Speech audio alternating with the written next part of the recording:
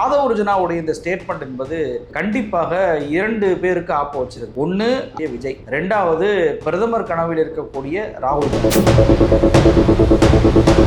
மோடியை பொறுத்த வரைக்கும் அவர் பிரதமராகும் போதே அத்வானியிலிருந்து முரளி மனோகர் ஜோஷியிலிருந்து உமாபாரதியிலிருந்து எல்லோரையுமே கீழே சரிச்சு விட்டுட்டு தான் அந்த பதவியை அடைஞ்சார். யோகி ஆதித்யநாத்துக்கு எப்படி ஸ்கெட்ச் போட்டாரு மோடி அப்படின்னா, திமுகவை காலி பண்ணணும், தாவேகா வச்சுன்ற லெவல் வரைக்கும் தாவேகாவுக்கு பிஜேபி ஆதரவு இருக்கும். ஆனா அவங்க அப்படியே மோடிக்கு டிரான்ஸ்பர் ஆனாங்க அப்படின்னா தாவேகாவை மோடி அமித்ஷாவை சேர்ந்து காலி பண்ணிடுவாங்க. தமிழ்நாட்டில் இருந்துதான் ஒரு பிரதமராக வேண்டும் அப்படின்ற அந்த குரலை நானும் வரவேற்கிறேன். ராகுல் காந்தி வரவேற்பாரா? காங்கிரஸ்ல இருக்கக்கூடிய மாணிக்கம் தாக்கூர் வரவேற்பாரா? 2 பேரை வச்சுக்கிட்டு எனக்கு 200 சீட்டு வேணும்னு கேட்டா சமாஜ்வாதி ஒத்துக்கிறோமா? அப்ப சமாஜ்வாதியுடைய அகிலேஷ் யாதவ் வெளியே வர்றார். ஸ்டாலினும் இப்படிதான் பண்ணாங்க. பீகார்ல ஆளு மகனே அப்படிதான் பண்ணாங்க, தேஜஸ்வி யாதவ். அரவிந்த் கெஜ்ரிவாலே அப்படிதான் பண்ணாங்க. மகாராஷ்டிராவில் உத்தவ் தாக்கரேவும் அவங்க தான் அப்படிதான் பண்ணாங்க. இப்ப இவங்களுக்கு இதே வேலையா போச்சு. இந்த காங்கிரஸை கழட்டி விடுவோம். டீலிமிட்டேஷன் கூட கேட்கல. டீலிமிட்டேஷன் வந்தாவே ஆதரவுன்ற மாதிரி தெலுங்கானாவுடைய சிஎம் பேசியிருக்கிறார். தமிழ்நாட்டில் ஒரு நிலைப்பாடு, தெலுங்கானால ஒரு நிலைப்பாடு, வட இந்தியாவில் ஒரு நிலைப்பாடு. அப்புறம் ராகுல் காந்தி பேச்செல்லாம் யாரும் கேட்குற மாதிரி இல்லை. விஜய் உங்க கூட்டணிக்கு வரலன்னா காங்கிரஸை நம்பி விசிக வருமா? காங்கிரஸை நம்பி மார்க்சிஸ்ட் கம்யூனிஸ்ட் வருமா? காங்கிரஸை நம்பி மதிமுக வருமா? ஐஎம்எல் வருமா? விஜய் கூட நம்பி கூட போவாங்க. அவரால் ஏதாவது ஓட்டு வாங்க முடியும். உங்கள்கிட்ட உங்க கட்சியிலே உங்களால் ஓட்டு வாங்க முடியாது.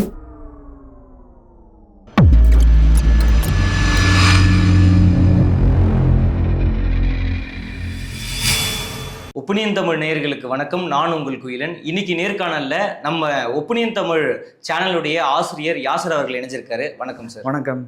இன்னைக்கு விஜயனுடைய அரசாங்கம் தமிழக சட்டமன்றம்ல டீலிமிட்டேஷனுக்கு எதிராக ஒரு தீர்மானம் கொண்டு வந்தாங்க.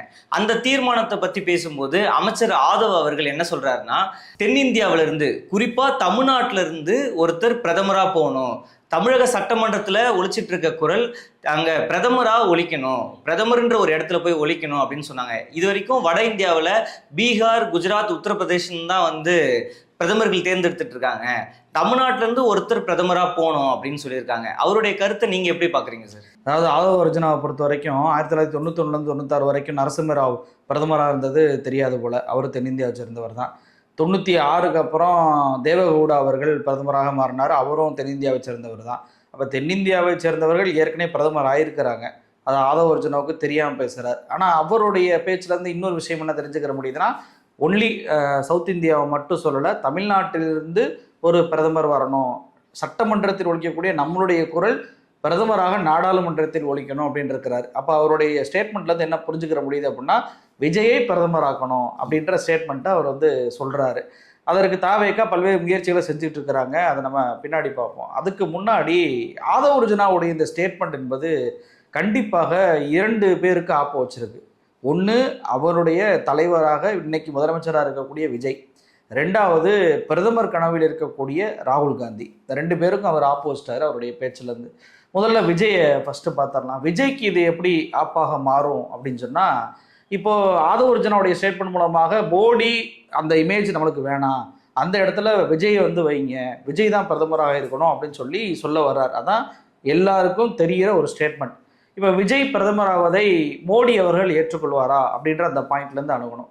மோடியை பொறுத்த வரைக்கும் தன்னுடைய அந்த பதவியை அடைவதற்கு அவர் யாரெல்லாம் கவுத்து விட்டார், எதற்காகலாம் கவுத்து விட்டார் அப்படின்னு தேடி பார்த்தோம் அப்படின்னா, விஜய் அவர்களுக்கு இது மிகப்பெரிய நெருக்கடியான ஒரு ஸ்டேட்மெண்ட். மோடியை பொறுத்த வரைக்கும் அவர் பிரதமராகும் போதே அத்வானியிலேருந்து முரளி மனோகர் ஜோஷியிலேருந்து உமாபாரதியிலேருந்து எல்லோரையுமே கீழே சரிச்சு விட்டுட்டு தான் அந்த பதவியை அடைஞ்சார்.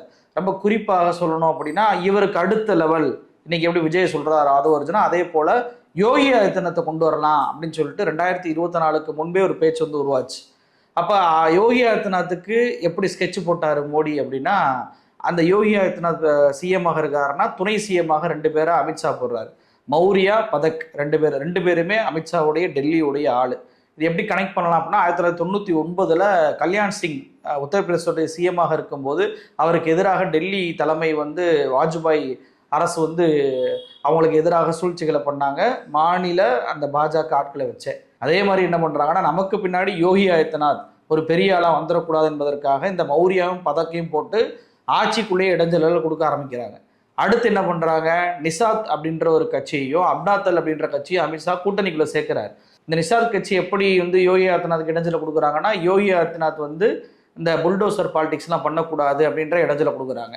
அப்னாதல் என்ன பண்ணுறாங்க அப்படின்னா, நீங்கள் யோகி கொண்டு வரக்கூடிய முக்கியமான சட்டங்களை எல்லாம் எதிர்த்து பேசக்கூடிய வேலையை அந்த கட்சி பண்ணிக்கிட்டே இருக்கும். அப்போ ஆட்சி ரீதியான ஒரு நெருக்கடியை கொடுக்குறாங்க. இவருடைய நம்பகத்தன்மை, இவர் அடுத்த பிஜேபி லீடராக வரக்கூடாது, இவர் வந்து ஒரு தோல்வி முகமாக அவரை காட்டணும் என்பதற்காக 2024 தேர்தலை நீங்கள் மையப்படுத்தி பாருங்கள், அப்படியே 99 தேர்தல் மாதிரியே இருக்கும். கல்யாண் சிங்கை அன்னைக்கு தோற்கடிக்க வேண்டும் என்று ராஜ்நாத் சிங்லேருந்து பல்வேறு வேலை பார்த்ததுனால 98 தேர்தலில் பிஜேபி உத்தரப்பிரதேசத்தில் வந்து 57 சீட்டு ஜெயிச்சிச்சு. ஆனால் அதுவே 99 தேர்தலில் பார்த்தீங்கன்னா அது வெறுமனே 29 சீட்டாக குறைஞ்சு போச்சு. அப்படியே யோகிக்கு வாங்க, யோகிக்கு வந்தீங்க அப்படின்னா 2019 62 சீட்டு ஜெயிச்சது இப்போ 33 சீட்டாக குறைஞ்சு போச்சு. அப்போ யோகியால் பாஜக உத்தரப்பிரதேசத்தில் தோத்து போச்சு அப்படின்ற இமேஜை வேண்டுமென்றே டெல்லி பாஜக உருவாக்குனாங்க. அப்போ இன்னைக்கு யோகியோடைய அந்த இமேஜ் சரிஞ்சு போச்சா? ஒன்றுமே இல்லாமல் போச்சு. அப்போ யோகியை காலி பண்ணார் அத்வானி, முரளி மனோகர் ஜோஷி மாதிரியே. சரி, யோகி இல்லை, அடுத்து யார்? நிதின் கட்கரி அப்படின்னு சொல்லி கொண்டு வந்தாங்க. மகாராஷ்டிரா அவர் ஒரு பிராமின், அந்த லீடரை வந்து கொண்டு வந்தோம் அப்படின்னா கரெக்டாக இருக்கும் அப்படின்னு சொல்லும்போது நிதின் கட்கரிக்கு இன்னைக்கு அந்த ஆர்கனைசேஷன் பதவி கூட கொடுக்கல. ஏற்கனவே அவர் ஆட்சி மன்ற குழுவில் இருந்தார். இன்னைக்கு அந்த பேரையே எடுத்து விட்டு வெறுமனே ஒரு அமைச்சர் பதவி அப்படின்றதோட இன்னைக்கு நிதின் கட்கரியை காலி பண்ணிட்டாரு மோடி.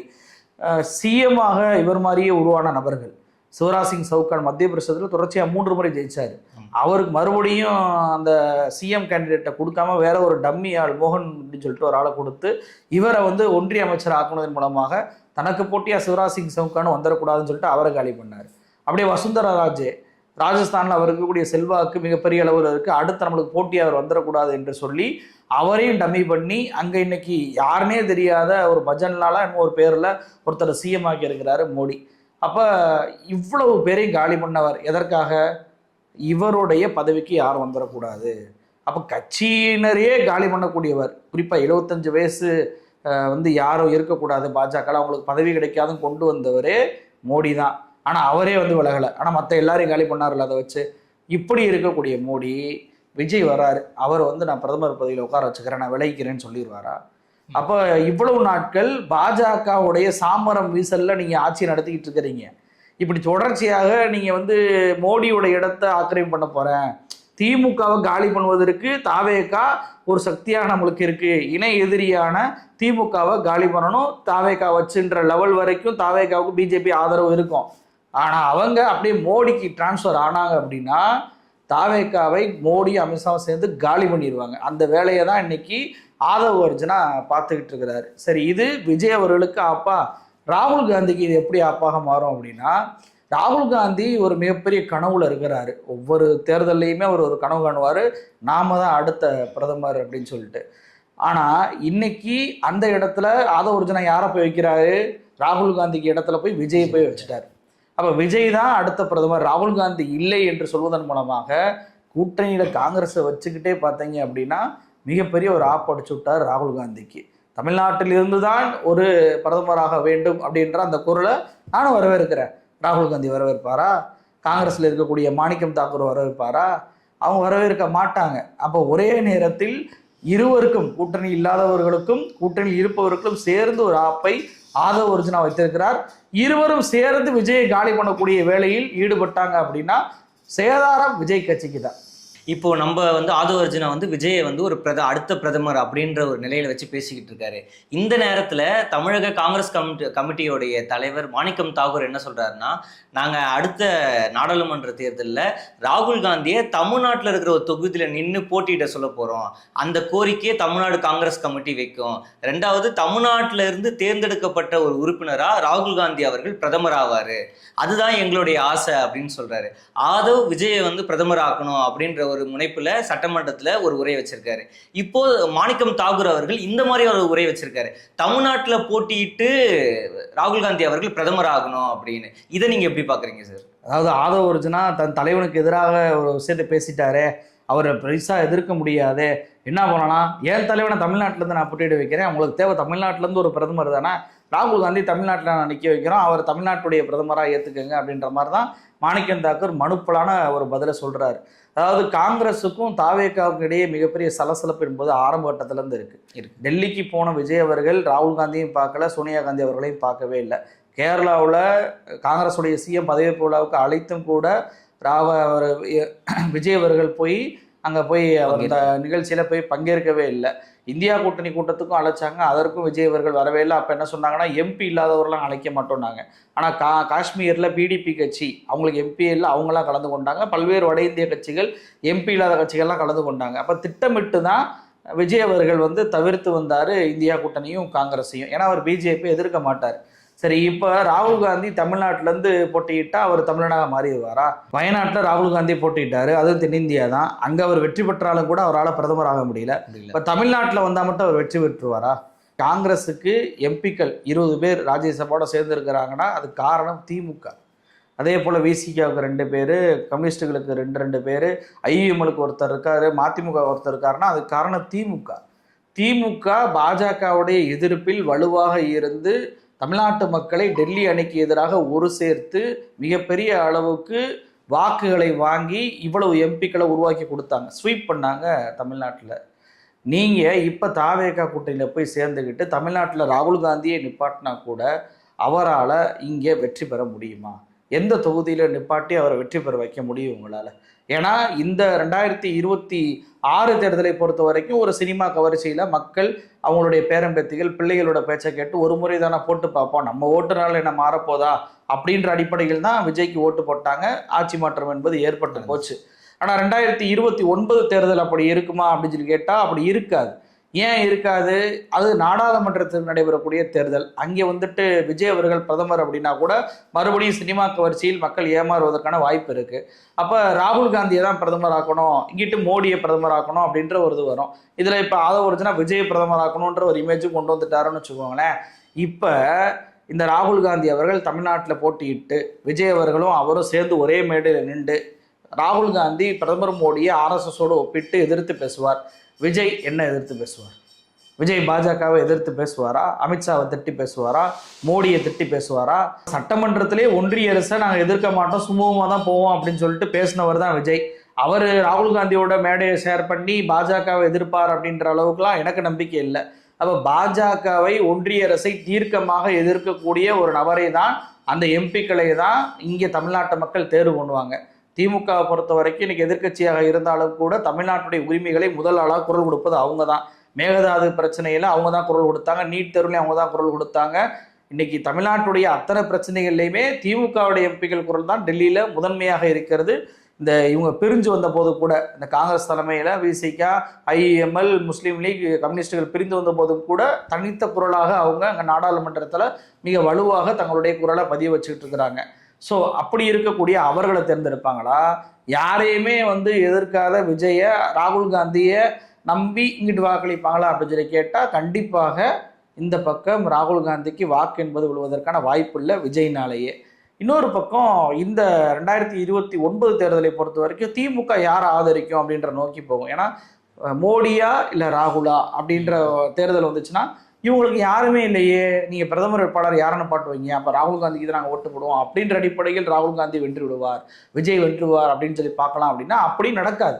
ஏன்னா உத்தரப்பிரதேசத்துடைய தேர்தல் என்பது மிக முக்கியமான ஒரு தேர்தல். 2027 அடுத்த வருஷம் நடக்கக்கூடிய தேர்தல். நம்ம தமிழ்நாட்டில் எப்படி முதுகுல குத்தி தேர்தலுடைய ரிசல்ட் வந்த உடனேயே புறமுதுகிட்டு கொல்லைப்புற வழியாக காங்கிரஸ் ஓடினாங்களோ, பீகாரில் எப்படி கொல்லைப்புற வழியாக காங்கிரஸ் ஓடினார்களோ, அதே போல் பார்த்தீங்க அப்படின்னா உத்தரப்பிரதேசத்துலேயும் முதுகில் குத்திடுவாங்க. இப்போவே 400 சீட்டில் எங்களுக்கு 200 சீட்டு வேணும், 150 சீட்டு வேணும் கேட்டுக்கிட்டு இருக்கிறாங்க. இப்போ காங்கிரஸுக்கு அவ்வளோ எம்எல்ஏக்கள் இருக்கிறாங்களா அப்படின்னு சொல்லி பார்த்தா 2 பேர் தான் போன தேர்தலில் வெற்றி பெற்றுக்கிறாங்க. 2 பேரை வச்சுக்கிட்டு எனக்கு 200 சீட்டு வேணும்னு கேட்டால் சமாஜ்வாதி ஒத்துக்கிறோமா? அப்போ சமாஜ்வாதியை கண்டிப்பாக இவங்க முதுகில் குத்திடுவாங்க. அப்போ சமாஜ்வாதியுடைய அகிலேஷ் யாதவ் வெளியே வர்றார் அப்படின்னா, ஒருவேளை கோபித்து கொண்டு வெளியே வருகிறார் அப்படின்னா, அப்போ ஸ்டாலினையும் இப்படி தான் பண்ணாங்க. பீகாரில் அவரையும் லாலு மகனையும் அப்படி தான் பண்ணாங்க, தேஜஸ்வி யாதவை. அரவிந்த் கெஜ்ரிவாலையும் அப்படி தான் பண்ணாங்க. மகாராஷ்டிராவில் உத்தவ் தாக்கரேவும் அவங்க தான் அப்படி தான் பண்ணாங்க. இப்போ இவங்களுக்கு இதே வேலையாக போச்சு, இந்த காங்கிரஸை கழட்டி விடுவோம், நாம எல்லாம் ஒரே அணியாக இருப்போம் அப்படின்னு சொல்லிட்டு அரவிந்த் கெஜ்ரிவால், உத்தவ் தாக்கரே, தேஜஸ்வி யாதவ், அகிலேஷ் யாதவ், அதே போல் ஸ்டாலின், நவீன் பட்நாயக், அப்புறம் இன்னும் சில சிஎம்கள், முன்னாள் சிஎம்கள் மம்தா பானர்ஜி போன்றவர்கள் இணைந்தால் ராகுல் காந்திக்கு இங்கே வேலையே இருக்காது. அப்போ விஜய் அவர்கள் அந்த ராகுல் காந்தி முதுகில் சவாரி பண்ணுவாரா அப்படின்னு சொல்லி கேட்டால் கிடையாது. ஏன்னா விஜய் அவர்கள் இப்போவே பார்த்தீங்கன்னு வச்சுக்கோங்களேன், அவருடைய ஆஸ்தான ஜோதிடர் வந்து விஜய் நீங்கள் பிரதமர் வேட்பாளர் டெல்லியில் இருக்க வேண்டியவர் அப்படின்னு சொல்லிட்டு உஸ்பேத்திக்கிட்டு இருக்கிறாரு எல்லா பேட்டையிலையும். அதை நம்பி இந்த ரூட் மாஃபியாலாம் பார்த்தீங்க அப்படின்னா நிறைய பேஜஸில் பெய்டு பண்ணி, கர்நாடகா டைம்ஸ்னு ஒரு பேஜ் இருக்குது, பீம் ஹிந்துன்னு ஒரு பேஜ் இருக்குது, மன்மோகன் சிங் அப்படின்னு சொல்லிட்டு ஒரு பேஜ் இருக்குது, த நியூ இந்தியா அப்படின்ற ஒரு பேஜ் இருக்குது, இன்னும் ஹிந்திலலாம் நிறைய பேஜஸ் இருக்குது. இதெல்லாம் போயிட்டு விஜய் தமிழ்நாட்டில் செய்யாதெல்லாம் செஞ்சதாக பரப்பிட்டு இருக்கிறாங்க. ஒரு பக்கம் அதாவது வட இந்தியாவில் இருக்கக்கூடிய சங்கிகள் இருப்பாங்கல்ல, அவங்க விஜய் ஏற்றுக்கிறணும். அவங்களை எப்படி பரப்புறது? அடுத்த நரேந்திர மோடி வருதான், ராமராஜ்யத்தை தமிழ்நாட்டில் கொண்டு வந்துட்டாரு இப்படின்ற செய்தியை பரப்பிட்டு இருக்கிறாங்க. கர்நாடகா பக்கம் அப்படியே வந்துட்டீங்க அப்படின்னா ஊழலை ஒழிச்சிட்டாருப்பா, எல்லாத்தையும் ஒழிச்சு இன்னைக்கு தமிழ்நாடு நம்பர் 1 மாற்றிட்டாரு, இப்படிப்பட்ட ஒரு சிஎம் தான் நமக்கு வேணும் அப்படின்னு சொல்லிட்டு கர்நாடகாவில் பரப்பிட்டு இருக்க அந்த கர்நாடகா டைம்ஸு. நியூ இந்தியா அது காங்கிரஸ் ஆதரவு பக்கம், அங்கே மோடிக்கு எதிரானவர் இவர், அவர் அவ்வளோ விஷயத்தை பண்ணிட்டு இருக்கார், பிஜேபிக்கு எதிராக மிகப்பெரிய போராட்டத்தை பண்ணிட்டு இருக்கிறார், தமிழ்நாடே கொந்தளிச்சுக்கிட்டு இருக்கு பிஜேபிக்கு எதிராக விஜய் தலைமையில் அப்படின்னு சொல்லி அவங்க பரப்பிட்டு இருக்கிறாங்க. இன்னும் சில இந்தி பக்கங்களுக்கு போனோம் அப்படின்னா ஃபேக் நியூஸ் எல்லாமே, ஸ்டாலின் பண்ண திட்டங்களை விஜய் அவர்களுக்கு எழுதுறதும், தமிழ்நாட்டில் யாருமே செய்யாத திட்டங்களை எல்லாம் விஜய் பேரில் எழுதுறதும் அப்படின்னு இருக்கு. சில தலித் பக்கங்கள் இருக்கு, அதில் வந்துட்டு இவர் ஏதோ அம்பேத்கருடைய சொந்த மகனை போல வந்துட்டு பரப்பிக்கிட்டு இருக்கிறாங்க. இவர் மிகப்பெரிய தலித்துடைய ஒரு போராட்டவாதி, இவ்வளவு தலித்து படையை அமைச்சிருக்கிறாரு பாருங்க, யாருமே அமைக்காதது. ராஜ்மோகனுக்குலாம் பார்த்தீங்கன்னா ஒரு தலித் போராளி வந்து இன்னைக்கு மினிஸ்டர் ஆகிட்டாரு அப்படின்ற அளவுக்கு அந்த செய்தியெல்லாம் பரப்புனதை பார்த்தோம். அப்போ ஒவ்வொரு சமூகத்துக்கும் ஒவ்வொரு இது.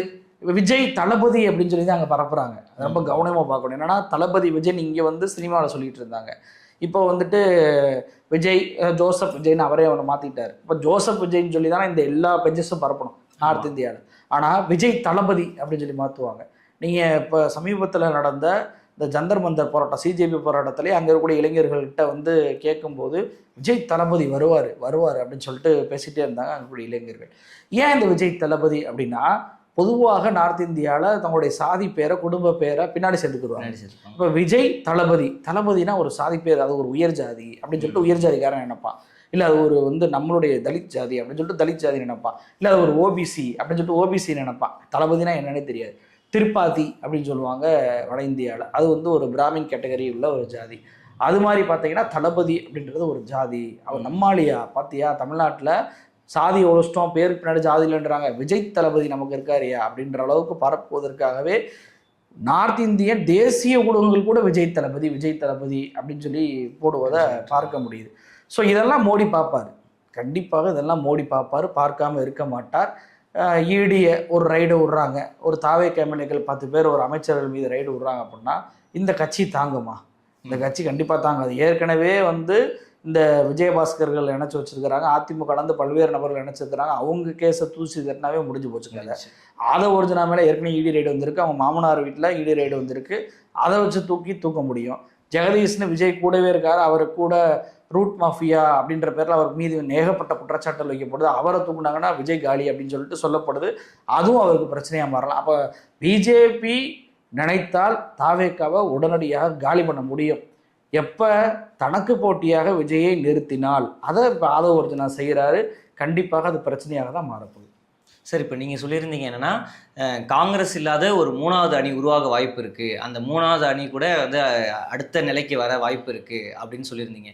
இப்போ இந்த நிலையில் மாணிக்கம் தாகூர் ஒரு விஷயம் சொன்னதா ஜூனியர் விகடனுடைய கட்டுரையில் ஒரு விஷயம் வந்திருக்கு. அதோடைய சோஷியல் மீடியா கார்டு கூட இப்போ வைரலாக போயிட்டுருக்கு. என்ன அப்படின்னா, இது சரியான நேரம், திமுக வந்து இண்டி கூட்டணிக்குள்ள இருக்காங்களா இல்லையான்னு தெரியாது, டீலிமிட்டேஷன் பில் அப்போ நாடாளுமன்றத்தில் அவங்க வெளிநடப்பு பண்ணிடுவாங்க, அப்போ திமுக மேல ஒரு அதிருப்தியை இண்டி கூட்டணிக்குள்ள நாங்கள் கிளப்புறோம், அந்த நேரத்தில் நீங்க வந்து தாவேக்கா வந்து இண்டி கூட்டணிக்குள்ள சேர்ந்துருங்க, நீங்க சேர்ந்துட்டீங்கன்னா ராகுல் உங்களுக்கும் ஒரு இணக்கமான போக்கு வந்துடும், அதுக்கு நாங்கள் வழிவகுக்கிறோம் அப்படின்னு மாணிக்கம் தாகூர் அவர்கள் வந்து விஜய் தரப்பு கிட்ட சொன்ன மாதிரியும் விஜய் தரப்பு வந்து அதை அமைதியாக கேட்டுக்கிட்ட மாதிரியும் அந்த கட்டுரையில் வந்திருக்கு. அந்த செய்தியை பார்த்து நீங்க நினைக்கிறீங்க சார்? அப்போ விஜய் இன்னும் இந்தியா கூட்டணிக்கு வரவே இல்லை, ராகுல் காந்திக்கு ஆதரவாக நிற்கவே இல்லை, ஒரு கூட்டணி என்பது தமிழ்நாட்டில் உருவாகவே இல்லை அப்படின்றத மாணிக்கம் தாக்கூர் வெளிப்படையாக ஸ்டேட்மெண்ட் சொல்கிறாரு. அப்போ கெஞ்சுறாரு, ஐயா விஜய் வாங்கய்யா, திமுகவை நம்பணும், திமுகவை நான் கூடயே இருந்தேன், எங்கள் கூட தூரத்துக்கு ட்ராவல் பண்ணாங்க, இந்தியா கூட்டணி உருவாவதற்கே ஸ்டாலின் அவர்கள் மிக முக்கிய புள்ளியாக பங்காற்றினார், இன்னைக்கு அவரே போயிட்டாரு, எங்களால் தாக்கு பிடிக்க முடியல, நாங்கள் தமிழ்நாட்டில் எம்பிக்கள் தனியாக நின்றுக்கிட்டு இருக்கோம், எங்களுக்கு இந்தியா கூட்டணியிலேருந்து விஜயை கொண்டு வாங்கன்னு அழுத்தம் கொடுக்குறாங்க, அப்போ விஜய் நீங்கள் வாங்க சார் கம்யூனிஸ்ட்டை கூட வந்து ஒரு ஒருங்கிணைப்பாளரை போட்டுக்கிருவோம், நீங்கள் கூட இருக்காதீங்க, ஏன்னா இருந்தால் பிஜேபி எடுத்து பேசணும்ல, விசிகாலேருந்து மதிமுகலேருந்து இணை ஒருங்கிணைப்பாளரை போட்டுக்கிருவோம் அப்படின்லாம் கெஞ்சி பார்க்குறார். இதெல்லாம் விஜய் கேட்டுக்கொண்டதாக விகடன் வந்து ஒரு செய்தியை வெளியிட்டிருக்கு. எந்த அளவுக்கு மிக கேவலமான நிலையில் இந்த விஜய் தலைமையிலான இந்த கூட்டணி கட்சிகள், ஆதரவு கட்சிகள் இருக்குது அப்படின்றத நம்மளால் பார்க்க முடியுது. அப்போ திமுகவை பாஜகவை நோக்கி தள்ளுறதுக்கு நெரேட்டிவை நாங்கள் செட் பண்ணுவோம் அப்படின்னு சொல்லிட்டு ஒப்புதல் வாக்குமூலமாகவே மாணிக்கம் தாக்கூர் செய்கிறாரா? டீலிமிட்டேஷனுக்கு ஆதரவாக திமுக பாஜகனே பரப்பிட்டு இருந்தாங்க. சட்டமன்றத்தில் தீர்மானம் கொண்டு வரும்போது மிக தெளிவாக உதயநிதி ஸ்டாலின் அவர்கள் பழைய டீலிமிட்டேஷன் பில்லை கொண்டு வந்தால் கண்டிப்பாக நாங்கள் எதிர்ப்போம், நீங்கள் கொண்டு வரக்கூடிய இந்த டீலிமிட்டேஷன் மசோதாவுக்கு நாங்கள் ஆதரவு கொடுக்குறோம் அப்படின்னு சொல்லிட்டு மிக தெளிவாக வெளிப்படையாக சொல்லிட்டார். அப்போ இதற்கு மேலே திமுகவுடைய நிலைப்பாட்டில் நீங்கள் என்ன சந்தேகம் கொள்றீங்க? எப்படி நீங்கள் திமுக பாஜகன்றீங்க? நாடாளுமன்றத்தில் நீங்கள் வந்துட்டு டீலிமிட்டேஷன் மசோதாவை கொண்டு வர போகிறாங்கன்னு நீங்கள் இது வரைக்கும் கொண்டு வரவே இல்லை. அப்போ எந்த அடிப்படையில் இந்த ஆதாரத்தின் அடிப்படையில் நீங்கள் சொல்கிறீங்கன்றது எங்களுக்கு தெரியலை. சரி, ஒருவேளை கொண்டு வந்தாலும் திமுக வெளிநடப்பு பண்ணும் அப்படின்றது உங்களுக்கு எப்படி தெரியும்? இவ்வளவு தூரத்திற்கு எதிர்ப்பை காட்டி சட்டமன்றத்திலேயே மிகப்பெரிய அளவுக்கு வலுவான ஒரு எதிர்ப்பை காட்டி ஆதரவு உங்களுக்கு கொடுத்த அந்த திமுக நாடாளுமன்றத்தில் போய் மாற்றி பேசினா அன்றைக்கி மக்கள் கேட்க மாட்டாங்களா? அப்போ அதெல்லாம் திமுகவுக்கு தெரியாமல் இருக்குமா? திமுக ஒரு கொள்கைவாத கட்சி. உங்களை போன்ற சந்தர்ப்பவாத அடிப்படையில் திமுக இல்லைனா விஜய் அப்படின்னு சொல்லி மாற்றிக்கிட்டுலாம் போகாது. அங்கே ஒரு ஸ்டாண்ட் எடுக்கிறாங்கன்னா அது தமிழ்நாட்டுக்கு நல்லதா இல்லையா? தமிழ்நாட்டிற்கு நல்லது என்றால் ஆதரிப்போம், தமிழ்நாட்டுக்கு நல்லது இல்லை என்றால் எதிர்ப்போம். இந்த ஸ்டாண்டில் மட்டும்தான் திமுக வந்து பயணிக்கும். அப்போ டீலிமிட்டேஷன் விஷயத்தில் திமுக மீது நீங்கள் என்னதான் சாயத்தை அள்ளி பூசினாலும் உங்களால் திமுகவை கண்டிப்பாக வீழ்த்த முடியாது. ஏன்னா ரேவந்த் ரெட்டி இப்போ உங்களுக்கு எதிராக ஒரு விஷயத்தை சொல்லிட்டு போயிட்டார்.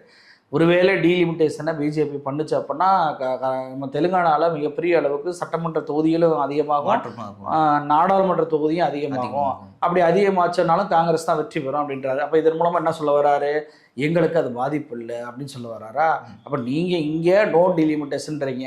ஸ்டாலின் இருக்க வரைக்கும் ஃபேர் டீலிமிட்டேஷன் சொன்ன வாயி இப்போ விஜய்கிட்ட போய் நோ டீலிமிட்டேஷன் போயிருச்சு சொல்லிட்டு இருக்கு. ஆனால் அங்கே ஃபேர் டீலிமிட்டேஷன் கூட கேட்கல, டீலிமிட்டேஷன் வந்தாவே ஆதரவுன்ற மாதிரி தெலுங்கானாவுடைய சிஎம் வந்து பேசியிருக்கிறார். இப்போ தமிழ்நாட்டில் ஒரு நிலைப்பாடு, தெலுங்கானாவில் ஒரு நிலைப்பாடு, வட இந்தியாவில் ஒரு நிலைப்பாடு. அப்போ ராகுல் காந்தி பேச்செல்லாம் யாரும் கேட்குற மாதிரி இல்லை. ராகுல் காந்தி எந்த நிலைப்பாட்டில் இருக்கிறார் அப்படின்றதையும் கருத்திலே கொள்வதில்லை அப்படின்றது தான் இன்றைக்கி இந்த ஸ்டேட்மெண்ட்லாம் பார்க்க முடியுது. அப்போ தமிழ்நாட்டில் கூட்டணியை அமைக்கலை, ஆனால் ராகுல் காந்தியை நிப்பாட்டி நாங்கள் வெற்றி பெற வைப்போம் அப்படின்றீங்க. ஒருவேளை விஜய் உங்கள் கூட்டணிக்கு வரலைன்னா காங்கிரஸோட நிலைமை என்ன ஆகும்? காங்கிரஸை நம்பி விசிக வருமா? காங்கிரஸை நம்பி மார்க்சிஸ்ட் கம்யூனிஸ்ட் வருமா? காங்கிரஸை நம்பி மதிமுக வருமா? ஐஎம்எல் வருமா? விஜய் கூட நம்பி கூட போவாங்க. அவரால் ஏதாவது ஓட்டு வாங்க முடியும்னு உங்கள்கிட்ட வந்து உங்கள் கட்சியிலே உங்களால் ஓட்டு வாங்க முடியாது. மாணிக்கம் தாக்கூரே நீங்கள் வந்துட்டு 4000 ஓட்டோ சொச்சத்தில் தான் வெற்றி பெற்றவர். அது திமுக இல்லைன்னா அவரால் வெற்றி பெற்றிருக்க முடியுமா? அப்படி இருக்கும்போது திமுகலேருந்து விலகினதுனால அந்த கட்சிகளுடைய நிலைமை இன்னைக்கு அந்தல சிந்தலை ஆகி போயிருக்கு. எங்கிட்டு போகிறதுன்னு தெரியாத அளவுக்கு ஒரு முடிவு இல்லாமல், ஒரு கூண்டு இல்லாமல், ஒரு குருவிகள் அந்த மாதிரி பறவைகள் இனத்திற்கு வந்து ஒரு கூண்டு இருந்துச்சுன்னா அதில் எல்லாம் ஒன்றா வாழுங்க, ஒரு கட்டுக்கோப்பு இருக்கும். ஆனால் இங்கே கூண்டே இல்லை. முதல்ல திமுகன்ற ஒரு கூண்டு இருந்துச்சு, இப்போ கூண்டே இல்லாமல் எவன் எங்கிட்டு போகிறேன் அப்படின்றது தெரியல, யார் எந்த கருத்தை சொல்கிறாங்கன்னு தெரியல. இப்போ 2029 தேர்தலை மையப்படுத்தும் போது அங்கே திமுக சதியெல்லாம் அவங்களால பேச முடியாது. அங்கே பாஜகவா இல்லை பாஜக அல்லாத கட்சியா, மோடியா இல்லை மோடி அல்லாதவரான்ற மாதிரி தான் வரப்போகுது. அப்படி இருக்கும்போது நீங்கள் அங்கேயும் நான் திமுக சதிங்க, திமுக பாஜகங்க அப்படின்னு சொன்னால் எடுபடுமா? எடுபடாது. விஜய் அவர்கள் ஒருபோதும் பாஜகவை எதிர்க்க மாட்டார். ஒருவேளை இவர் பிரதமர் வேட்பாளராக அறிவிக்கப்படுகிறார் அப்படின்னா அது பாஜகவை ஏற்பாடு பண்ணதாக தான் இருக்கும். அதை மோடி அவர்கள் விரும்ப மாட்டார். எப்படி சொந்த கட்சியை பாஜக கட்சியினரை வீழ்த்தி தன்னுடைய இடத்தை எடுத்துக்கொண்டாரோ அதே போல் விஜயை வீழ்த்தி காலி பண்ணி அந்த இடத்தை எடுத்துக்கொள்வார். ஒரே நாடு ஒரே தேர்தல் அப்படின்றதெல்லாம் வந்துச்சுன்னா தாங்க மாட்டார் விஜய். மறுபடியும் தேர்தலில் நின்று வெற்றி பெற முடியாது. இப்போ இடைத்தேர்தலே வெற்றி பெற முடியுமான்ற நிலைமைக்கு போயிடுச்சு. கரண்ட் பில்லேருந்து சொத்து வரியிலேருந்து நாளுக்கு நாள் மக்கள் ஏண்டா அவருக்கு ஓட்டு போட்ட நிலைமைக்கு வந்துட்டாங்கன்றப்ப கண்டிப்பாக விஜய் அவர்களுக்கு எதிராக தான் ஆதவ அர்ஜுனாவுடைய பேச்சு இருக்க போது, மாணிக்கம் தாக்கூர் அவருடைய பேச்சு இருக்க போகுது. இதில் மாற்று கருத்தே இல்லை. பல்வேறு அரசியல் கருத்துக்களை எங்க கூட பகிர்ந்துக்கிட்டீங்க சார். நன்றி. நன்றி.